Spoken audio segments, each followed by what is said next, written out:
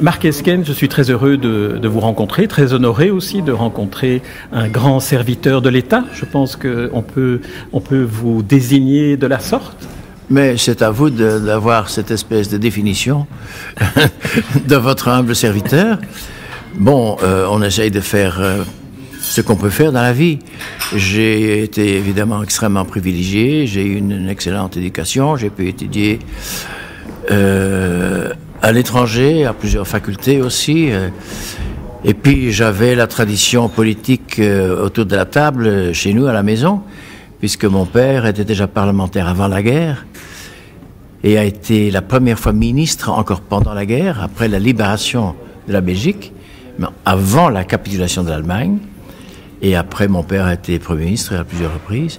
Donc j'ai été élevé dans le sérail et j'ai donc pu connaître la politique de l'intérieur. Votre père, Gaston Esquens, avait d'ailleurs été en charge dans des moments de grande crise pour la Belgique. Je pense à la question royale et à l'indépendance du Congo. Est-ce que vous gardez un souvenir, je dirais presque familial, de la façon dont on parlait de ces sujets très graves? Bien entendu. Je me souviens du soir de la consultation populaire. C'était pas un référendum, puisque le référendum en Belgique est contraire à la Constitution. Mais la consultation populaire sur le retour du roi Léopold III, le roi Léopold III avait donc une majorité, une large majorité en Flandre, était en minorité à Bruxelles, et en plus grande minorité encore en Wallonie. Et ce soir-là, mon père m'a dit, voilà, le résultat est très mauvais pour le roi. Le roi doit être un roi de tous les Belges. Il ne l'est plus. Donc, on va au-devant d'une crise politique extrêmement grave, d'une crise constitutionnelle. Et en effet, 15 jours plus tard, après le retour du roi, le roi a dû abdiquer. Et là, vous étiez un adolescent, un jeune adulte à l'époque. Est-ce que vous échangiez avec votre père, ou est-ce que, disons, le protocole familial ne permettait pas des échanges à cœur ouvert? Mon père, évidemment, était toujours absent pendant la journée, mais le soir, quand il rentrait, souvent très tard, 11h, 11h30, il se retirait dans son bureau et il appelait maman, ma mère, mon frère et moi-même. Et à nous quatre, on parlait de tout, surtout aussi de politique. Et donc moi j'ai eu un cours de politique, de politique vécue au jour le jour de mon père. Mon père était un homme qui faisait des analyses politiques extrêmement lucides. J'ai appris de mon père de raisonner en termes de scénarios. Qu'est-ce qui s'est passé aujourd'hui ou la semaine passée et quelles peuvent être les conséquences? Et donc, il y a 2 ou 3 possibilités, scénarios. Si A, alors il y aura B ou C. Si c'est B, il y aura D ou F, etc. Mon père construisait des scénarios et il adaptait ses analyses et son action politique aussi sur base des scénarios les plus vraisemblables. C'était une formidable école, une formidable formation pour l'homme politique que vous allez devenir, mais peut-être aussi pour l'étudiant en philosophie que vous allez être aussi. Oui, sûrement. Moi, j'ai appris dans ma vie, d'abord déjà à l'université. C'est pour ça que je trouve que l'étude de la philosophie est absolument nécessaire, également déjà au niveau de l'enseignement moyen. J'ai appris à poser les bonnes questions. Nous avons la tendance dans nos sociétés surinformées de planter surtout des points d'exclamation. Or, nous devons être des semeurs de points d'interrogation. Je trouve que l'Homo sapiens, je viens de lire le formidable livre de Harari sur l'Homo sapiens, moi je nomme l'Homo sapiens l'Homo interrogans. L'homme n'est qu'humain que dans la mesure où il pose des questions. Et dans notre société, il y a beaucoup trop d'évidences apparentes, qui sont souvent purement imaginaires, et pas suffisamment de bonnes questions que l'on pose, des questions fondamentales.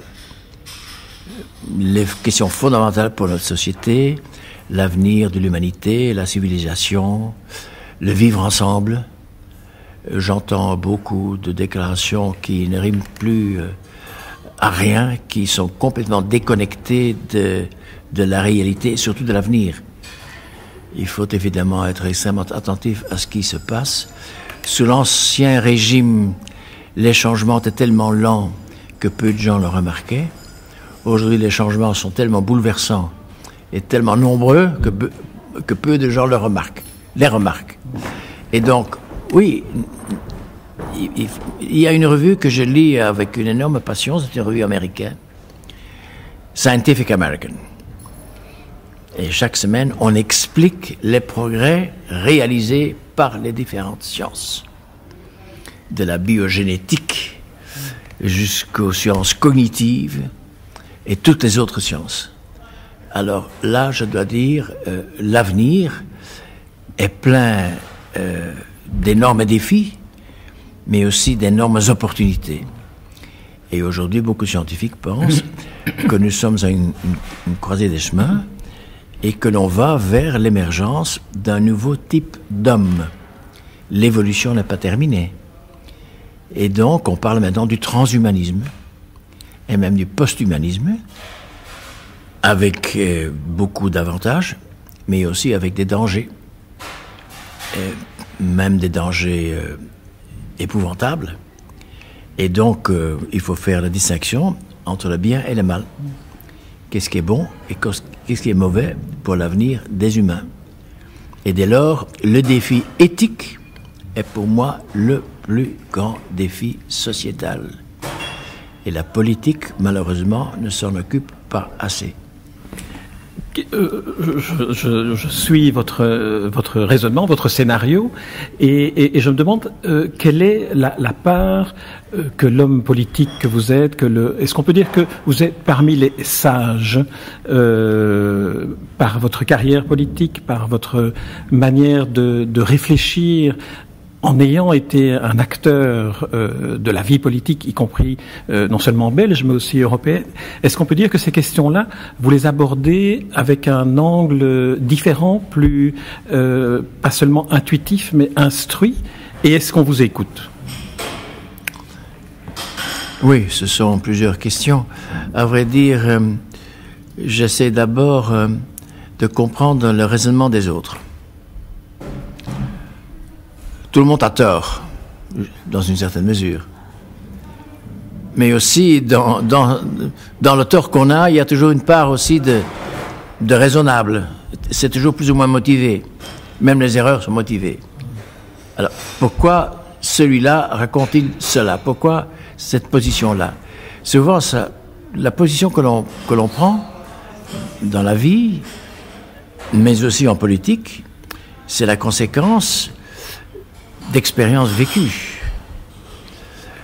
Quand je prends le nationalisme à la belge, les dirigeants du nationalisme flamand, bon, je respecte leur opinion, mais il est évident qu'ils sont contre la Belgique parce que souvent, dans leur famille, il y a une ou deux générations, il y a eu une relation troublée avec la Belgique pendant la guerre. Donc tout cela s'explique. Et donc il faut une thérapie. Il faut utiliser la méthode socratique, c'est-à-dire la maïeutique, la délivrance progressive de certains préjugés. Et expliquer que par exemple aujourd'hui le nationalisme, c'est un combat d'arrière-garde. Je fais la distinction entre un nationalisme défendable, un bon nationalisme, et un mauvais nationalisme. Le nationalisme, dans la mesure où il essaie de promouvoir le développement culturel d'une région, d'une communauté, je dis bravo. L'essor économique, je dis bravo, car en tant qu'économiste, je sais que si la Flandre se développe, c'est favorable aussi à la Wallonie. Et si la Wallonie se développe économiquement, c'est extrêmement favorable pour la Flandre, puisque je dois expliquer de manière répétée presque tous les jours, que la Wallonie est le premier client de la Flandre en termes d'exportation et d'importation, plus importante que l'Allemagne, que la France et que les Pays-Bas. Donc tout est complémentaire. Et donc, oui, je suis un sage, ça ce sont les autres qui le disent, mais mon expérience m'a appris que tous les problèmes sont polyformes, il y a beaucoup d'aspects à tous les problèmes. Et ce qui manque dans nos sociétés, je crois, c'est pas l'analyse. Nous avons des gens extrêmement intelligents qui font des analyses très lucides, mais ce qui manque, c'est la synthèse. C'est mettre ensemble tous les aspects et alors essayer de trouver, en dépassant la complexité, une solution qui soit acceptable en démocratie par au moins une majorité. Et ça, c'est tout l'art de la politique, évidemment, en démocratie. Ça ne sert à rien d'avoir raison tout seul. Il faut que la majorité vous donne raison. Et ça, c'est un grand art. En évoquant le nationalisme flamand, vous avez abordé la question de l'histoire, de ce que l'histoire a pu créer comme divergence dans la perception que l'on peut avoir de l'autre. Est-ce qu'il n'y a pas là aussi un manque au niveau de l'éducation, au niveau de l'enseignement, un manque de connaissance non seulement de l'histoire du pays, mais également de l'histoire replacée dans un contexte européen? Vous êtes un Européen, vous êtes un des connaisseurs particulièrement aiguisés de la construction européenne à laquelle vous avez aussi participé. Alors, quelle est votre perception de la place que devrait avoir l'enseignement de l'histoire européenne, notamment pour créer des citoyens qui soient responsables dans le choix démocratique? Mais je crois que l'enseignement en Belgique est d'une très grande qualité, mais il y a quand même quelques déficiences. Il y a, à mon avis, 2 disciplines qu'on traite par-dessus la jambe. C'est l'enseignement de l'histoire. Mais pas l'histoire des dates, des arbres généalogiques. Non, c'est l'histoire comparée des civilisations. Ça, c'est très important. L'époque de Charles Quint, par exemple. Qu'est-ce qui se passait en Chine à l'époque de Charles Quint? C'est expliquer aux jeunes que notre civilisation est importante, mais qu'en même temps, il y avait d'autres civilisations. Et ainsi, l'enseignement amène aussi les jeunes à réfléchir à leur propre identité, en acceptant que leur propre identité est au fond le reflet d'autres identités, qu'il faut relativiser tout cela, et que les jeunes comprennent que la tolérance et que l'acceptation et le respect de l'autre est une valeur essentielle. J'explique souvent qu'on ne se connaît pas soi-même. Comme disait Arthur Rimbaud, « je est un autre ». Pour se connaître soi-même, il faut faire appel à un autre qui vous regarde. Et donc, l'enseignement de l'histoire est un peu cela aussi. C'est le reflet du passé, mais dans une vision qui, au fond, est axée sur l'avenir. Et une deuxième discipline qui est un peu maltraitée dans notre enseignement, c'est évidemment la philosophie.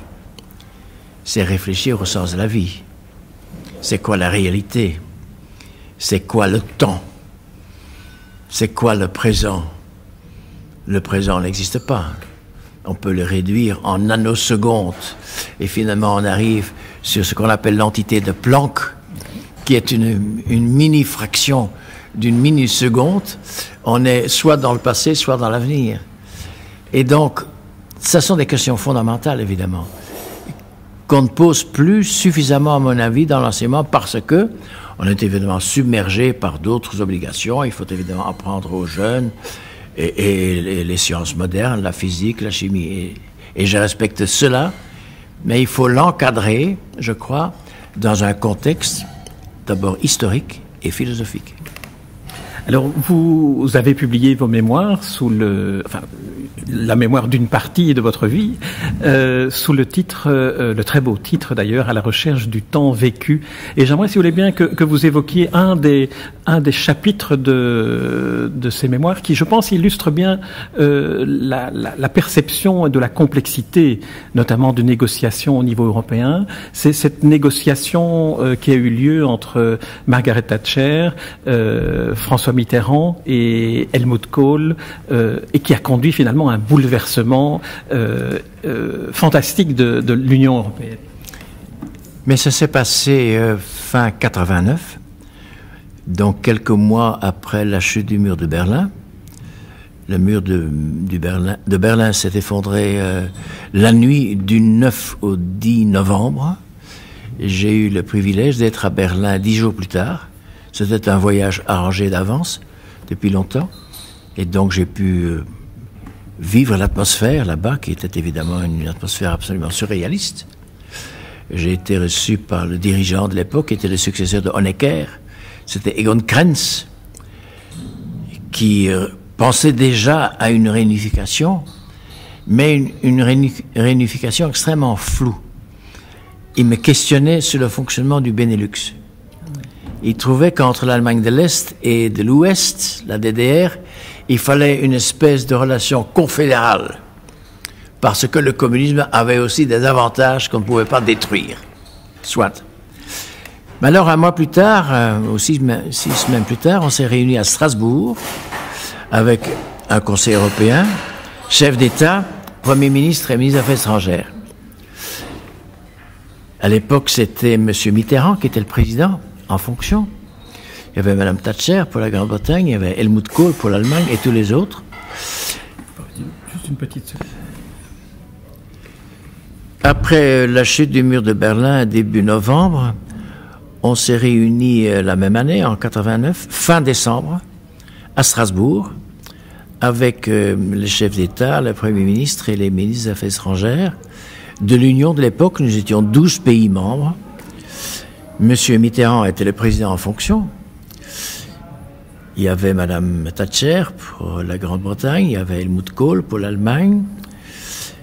Et puis, on parlait déjà de l'hypothèse de plus en plus réelle d'une réunification des deux Allemagnes. Il y avait eu un incident auparavant, car les collaborateurs avaient préparé un texte dans lequel on parlait de la réunification du peuple allemand. Alors, Madame Thatcher devenait extrêmement nerveuse en nous disant « Le peuple allemand, c'est quoi ?»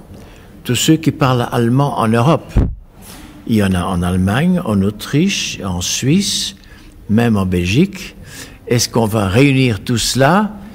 C'est un langage que j'ai entendu avant la guerre. C'était évidemment une allusion au grand Reich d'Adolf Hitler. Gros incident. Alors Helmut Kohl devenait aussi extrêmement nerveux. C'était une espèce de Himalaya, n'est-ce pas, un homme colossal,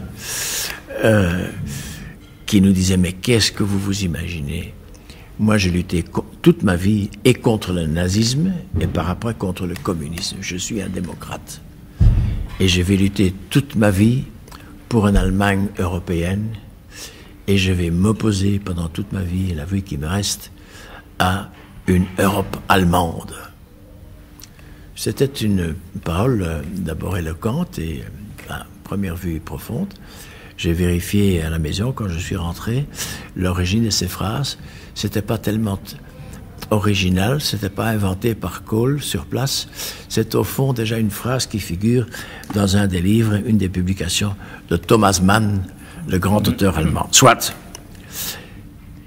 À la réunion à Strasbourg, à un certain moment, Mitterrand, qui trouvait que ça allait très mal, qui avait quand même quelques problèmes à résoudre, il a proposé d'interrompre notre réunion et il s'est retiré dans un salon. On se réunissait dans le palais de Rohan, à Strasbourg. Il s'est retiré dans un salon avec Helmut Kohl, une demi-heure. Pendant ce temps, on nous servait un café ou même un alcool strasbourgeois. Et puis ils sont entrés dans notre salle. Et puis Mitterrand, qui avait un port un peu d'empereur romain. Il marchait très lentement et solennellement. Il adorait montrer son profil d'empereur romain avec un nez très prononcé. Il a dit sur un ton très solennel, « Chers collègues, j'ai à vous proposer un compromis historique. » Et puis il a lu un texte en disant, voilà, nous allons, à nos 12 pays membres de l'Union, promouvoir par tous les moyens diplomatiques, politiques, financiers, etc., la réunification des deux Allemagnes. Silence. Puis Helmut Kohl s'est mis à sangloter, à pleurer, en disant, ce qui se passe ici, c'est le rêve impossible de ma vie qui se réalise quand même. J'ai toujours été partisan de la réunification de ma patrie, mais j'y ai jamais cru. Maintenant, ça arrive. Merci, merci, merci. Grosse émotion chez tout le monde. Et puis, Mitterrand a dit, voilà, Helmut, c'est un geste de notre part, bien entendu, mais vous allez aussi faire un geste. Là, on entrait dans le théâtre, car cela était arrangé. Quand Mitterrand et Kohl se sont retirés, ils avaient en effet fait un accord. Nous autres, les non-allemands, nous allons évidemment soutenir la réunification des deux Allemagnes.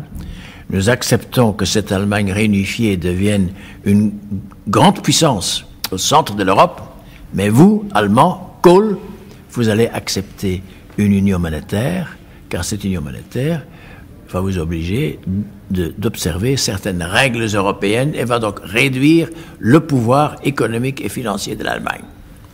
Et donc, à la séance plénière, Kohl nous a dit, voilà, mon geste est que j'accepte la création d'une union monétaire. Je sais que vous y attachez une grande importance. Moi, j'ai des problèmes. Mais je suis prêt à abandonner le mark allemand, qui à l'époque était la monnaie la plus forte du monde, de remplacer la marque allemande par une monnaie qu'il faut inventer, l'euro. Et j'accepte aussi que la Bundesbank devienne une filiale d'une banque centrale à créer. Et donc, comme conclusion à cette réunion, nous avons accepté, au fond, de mélanger deux dossiers qui n'avaient rien à voir, la réunification politique des deux Allemagnes et l'union monétaire qui avait surtout un sens profond à caractère économique. Et on a convoqué une conférence intergouvernementale dont est sorti, après 2 années de négociations, moi j'y allais au moins une fois tous les 15 jours, le traité de Maastricht, qui est devenu au fond le traité fondateur de l'Union européenne. Alors lorsqu'on est dans cette situation-là, dans ce théâtre-là en quelque sorte, est-ce que en tant qu'homme politique, mais aussi en tant qu'homme, on se rend compte qu'on est en train, à ce moment-là, de construire l'histoire? On sent quand même que c'est important, on sent surtout que le rôle des hommes, des personnalités dans l'histoire est extrêmement importante. Je sais bien, on peut avoir une lecture marxiste de l'histoire, que c'est l'économie, les grandes tendances, même technologiques, qui déterminent l'histoire, et c'est partiellement vrai. Mais en effet, le rôle fondateur de quelques hommes politiques, parfois aussi des philosophes, peut être tout à fait essentiel. Par exemple, après la guerre, après la Deuxième Guerre mondiale, il y a quelques hommes, Robert Schuman, Konrad Adenauer, le chancelier allemand, des conseillers extrêmement lucides comme Monnet, qui ont lancé l'idée d'une unification, d'une intégration européenne basée sur l'économie. À savoir, à l'époque, la base de l'économie, l'acier et le charbon. Et on a fait la communauté du charbon et de l'acier. C'était une approche radicalement différente de ce qu'on avait fait après la Première Guerre mondiale. Après la Première Guerre mondiale, il y a eu le traité de Versailles, qui était une erreur fondamentale. C'était un traité de vengeance. On a voulu non seulement humilier l'Allemagne, mais détruire l'Allemagne sur le plan économique. Et donc, on a semé en Allemagne, parmi la population, d'abord un chômage épouvantable, une inflation colossale, et donc un mécontentement et même une révolte, ce qui a fait le lit du nazisme et d'Adolf Hitler. Après la Deuxième Guerre mondiale, heureusement, on avait tiré les leçons de cette expérience évidemment malencontreuse, mais quelques hommes ont pris cette initiative et ont eu le courage de défendre cela, car si Schuman et Adenauer, à l'époque, en 48-49, avaient organisé un référendum dans leur pays pour demander à la population, est-ce que vous approuvez que l'on mette nos industries de base ensemble, allemands et français? Certainement en France, on aurait dit, ah non, pas question, hein, pas avec les Boches, hein, après tout ce ils nous ont fait pendant la Deuxième Guerre mondiale. Et donc ces hommes politiques ont eu d'abord une vision extrêmement constructive, extrêmement intelligente et lucide, et ont eu le courage en plus. Et donc ça arrive de temps en temps que, oui, il y a un comportement presque miraculeux de certains hommes, ou certaines femmes, il faut ajouter aussi certaines femmes. Dans le sens humain. Alors, si vous voulez bien, Marc Esquens, pour terminer cet entretien, j'aimerais qu'on aborde un autre aspect, mais qui finalement y est lié, c'est l'aspect lié à la culture, à la pratique de la culture. Vous êtes romancier, vous êtes peintre. Qu'est-ce que la pratique de la culture apporte à l'homme politique, à la réflexion politique? Et vous évoquiez tout à l'heure Jean Monnet, celui à qui on prête la fameuse parole, si c'était à refaire, si l'Europe était à refaire, je commencerais par la culture. Dans le fond, il y a cette dimension-là qui est peut-être plus présente au niveau belge, un pays bicommunautaire, biculturel, bilinguistique, mais aussi au niveau européen, à une échelle beaucoup plus grande.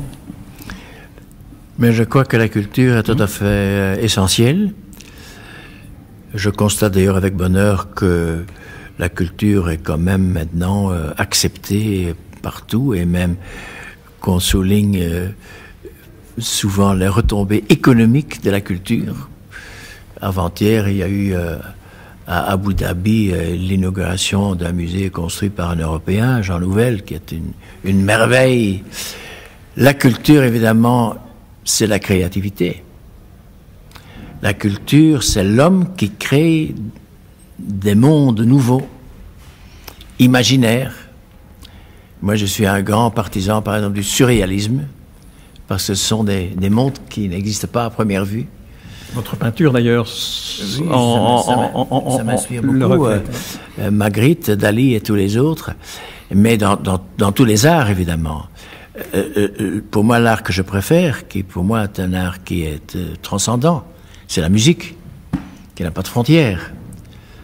Les scientifiques qui pratiquent les sciences cognitives semblent expliquer aujourd'hui que la musique est la conséquence d'une activité toute particulière dans le cerveau humain. Mais la culture est, je crois, essentielle. On peut être homme et humain que dans la mesure où on pratique la culture, soit d'une manière active, soit d'une manière passive. Et dans les arts plastiques, à commencer par la peinture, une révolution colossale a été l'invention de la photographie. Avant, la peinture, aussi la sculpture, était souvent l'art de représenter la réalité, de maintenir la réalité alors que tout se perd et tout se décompose. Mais avec la photographie, on a pu prouver qu'évidemment la photo était plus précise que le plus beau tableau, le tableau le plus précis. Et donc ça a libéré le peintre et le sculpteur. L'imagination au pouvoir. Et c'est cela qui est tellement enivrant, cette créativité sans limite. Alors, qu'est-ce qui motive l'artiste? C'est un problème philosophique considérable. J'ai une réponse toute simple. Ce qui motive l'artiste, c'est la lutte contre la mort. C'est le refus de la mort. C'est transcender ce qui se perd, ce qui se décompose. La dissolution et finalement la mort.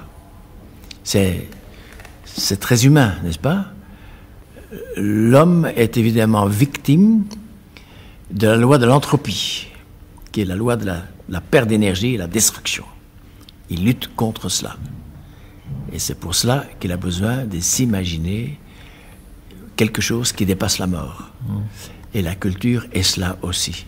C'est pour ça qu'il faut évidemment promouvoir la culture, parce que ça donne de l'espoir à l'humanité. Je reviens, si vous le voulez bien, brièvement sur l'activité même de peindre, de se placer devant une toile qui est vierge, qui est blanche, et de commencer à en faire une œuvre, un tableau. Qu'est-ce qui se passe dans la tête de Marc Esquens à ce moment-là? Est-ce que c'est comme en pratiquant le yoga, il y a une espèce de méditation absolue, d'isolement du reste du monde, ou est-ce que des idées vous viennent, ou est-ce que des initiatives, des scénarios apparaissent? Mais je n'ai pas le temps de planter mon chevalet dans les champs. Donc je peins à la maison, dans un petit réduit, où les volets sont baissés, avec la peinture, l'éclairage artificiel. Je laisse le pouvoir à mon imagination. Je constate que je peins souvent des paysages qui n'existent pas, qui sont inexistables, mais qui sont la conséquence de voyages que j'ai faits. Je combine donc des vues, et ça donne un résultat assez surréaliste. J'adore, par exemple, les étoiles. Les plus beaux paysages, très souvent, ce sont les nuages. Il m'arrive, moi je fais beaucoup de kilomètres par an au volant de ma voiture, que je m'arrête en cours de route sans provoquer d'accident pour faire une photo d'un beau nuage. Oui. Le ciel étoilé aussi. J'ai eu le bonheur de passer quelques soirées et quelques nuits dans le désert. C'est colossal. Donc, ce sont des expériences qui vous restent. Et ça remonte à la surface. J'ajoute que je peux être vraiment imaginatif devant mon propre chevalet que si j'écoute de la musique classique et surtout romantique. Donc, je mets mes écouteurs. L'avantage, c'est que je n'entends plus le téléphone. Oui, et je suis dans mon jardin secret, dans ma bulle. Et alors, ça vient spontanément. Très bien. Alors, pour terminer cet entretien, Marc Esquens, j'aimerais qu'on évoque une personnalité de la peinture belge que vous avez bien connue, que vous avez côtoyée, une personnalité de la peinture surréaliste aussi, même s'il disait « je ne suis pas surréaliste, j'appartiens au monde du rêve », enfin là je cite de mémoire, c'est Paul Delvaux. Alors j'aimerais que vous nous disiez, que vous nous racontiez ce qui vous vient à l'esprit lorsqu'on évoque le nom de Paul Delvaux, les rencontres. Mais beaucoup d'émotions. C'était un homme extrêmement charmant. J'ai été chez lui à l'époque où il s'était retiré à Furnes. Lazare voulait qu'une tante de mon épouse habitait à Furnes, dans le même quartier, et donc Delvaux venait souvent. Il se fait que mon épouse avait une tante qui habitait Furnes. Et Delvaux, à la fin de sa vie, s'était retiré à Furnes, cette petite ville flamande, très typique. Et donc, il venait de temps en temps prendre le café chez la tante de ma femme. Et c'est là que je l'ai rencontré à plusieurs reprises. Alors, on bavardait ouvertement. C'était un personnage d'abord qui, sous son aspect vestimentaire, était déjà un peu surréaliste, car il ne supportait pas les manches d'une chemise. Il coupait les manches de ses chemises, bras nus.